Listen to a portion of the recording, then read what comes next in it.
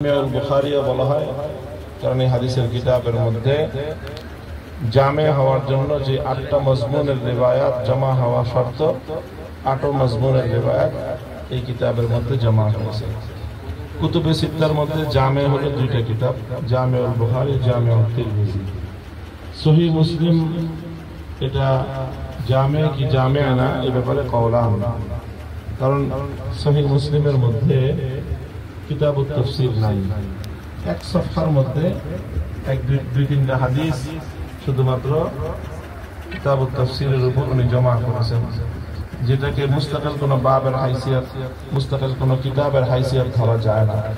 এই জন্য অনেকে এটাকে সহিহ মুসলিম জামের মধ্যে শুমার করেন।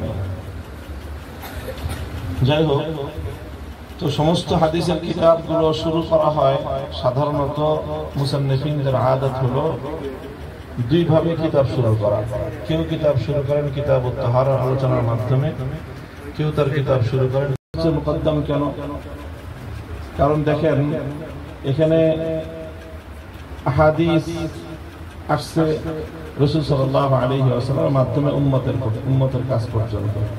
ঈমান বলেন, আমল বলেন, এগুলো উম্মত শিখেছে রাসূলের কাছ থেকে।